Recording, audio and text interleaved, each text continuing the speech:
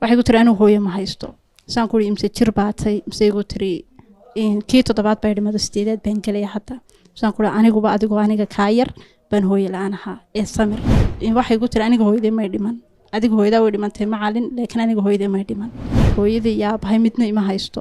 farxad bay ahaan lahayd bay ku tiri hadii hooyadey ama abahay mid kamid ay haysto walaahi horta farxad bay intay ka soo qayb galka barnaamijkan maxamed andarna oo nagu mahad celinaya maanta waqti hore inuu iga soo qayb galiyay oo ii soo sheegay walaal horta anigu imaka ahaan markan asma yar dhageystay su'aalihii maskaxdayda ku jira aad bay isu bedeleen oo su'aalihii markii hore aan filanay aad bay isu bedeleen laakiin su'aal kale ay xasuusisay asma yar goob waxbarasho anigoo jooga maalmaha kamida oo macalimadka ahaa waliba ayaa waxa noo soo galay aabba iyo hooyo wada socdo oo laba awlaad leeyihiin ay dhaleen wada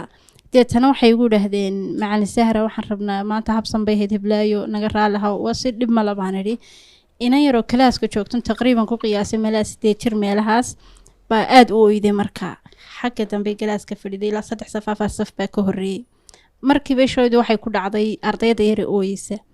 maskaxdayda markii koobaad waxa ku soo dhacday ma qof baa wax ka qaaday ma qof baa caqabad u geystay ofiskan ugu yeedhay ama idaarada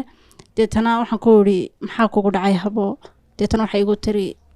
markii waxay la soo booday anigu aabbiyo hooyo wada jooga ma haysto aad baan ay taabatay marka wada joogo waliba ana markii dambe ka keenay waxay igu tiri anigu ma haysto bay igu tiri hooyo ma haysto marka inanteer waxaan dareemay inuu aabaheed haystay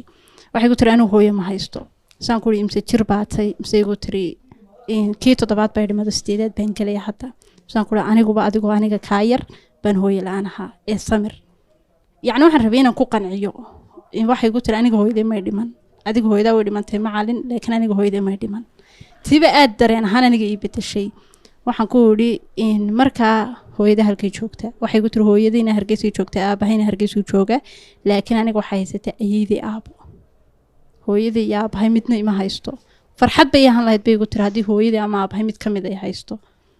deetana waxaan ku wari hawshaada in yar kadib baan galaya kalaaskiyo yar buuqay awgood iyo rasug halka ay fadhi tiireed baan ku wari wax ma iga sheekayn kartaa kelmad markay istiraadhay buu oyda aad bay murugoonaysa waxaan ku wari hooyada nambarkeedan doonay inaad siisid maad haysaa ka aabaan hayaabay igu tiri igu adkaatay macalimad baan ahay inaan ninkii aan la xiriiro waxa labada ii fududeed inaan hooyada la xiriiro kadib adu aabi baan la xiriiray anigoo idaaradii jooga waxaan doonayaa waalid baa tahay waxaan u baahanay hooyada inaan tayar dhashay wixii guuri anaa ka masuula waxaan ku dhahaa laakiin waxyaabo khaasiya baa jiri karo iyadan u baahanay waa yani laabudda weyn inaad iyada hooyadeedii sheegtid uu ii sheegay markii dambe deetana hooyadii baan la hadlay waxaan ku yidhi anigoon jeclayn in aan maxaa la idhaahdaa iska keen horkeena waalid ahaan laakiin may kuu suuro gelaysaa inaan tayran adaad u haysatid maadaama ay maanta sidaa iyo sidaa saasi dhacday waxay ku tiri anaa dhigayba anigoo yar ayaan iyada dhigay waa maskaxdeedii gali weyday waa maalintii koobaad ay aniga iyo cadaatay waalidiinta qaar waliba hooyooyinku inay ilmaha awood marmarka qaar u leeyihiin inay iskood u dhigi karaan waxaan ku yidhi sidee ku dhici kartaa waxaan ku yidhi maanta baan ku yidhi waxa laga yaabaa beritoole waxaan inantaada yar garanayna maanta waxay beritoole garan doonta inaan maanta garanayn maanta ilmahaaga soo dhaweyso hooyadii aad waan la hadlay aabihii baa waqti dambe igu soo celiyay taas wax suuro geliya maaha laakiin ilaa hadda marka hooyo iyo aabba la soo hadal qaado khaasatan hooyo waliba inanta yar baa qalbigayga soo dhacda waan arkaa boqolaal kale oo awlaadan hooyo la'aan iyo aabba la'aan nool laakiin kama murugooda wallaahi aad baanan uga murugooda kelmadeeda anu intaasan kusoo dhaweynaya kusoo gabagabeynaya aad mahadsantahay National Electronics waa hoyga agabka elektrooniga National Electronics waa dooqa dadweynaha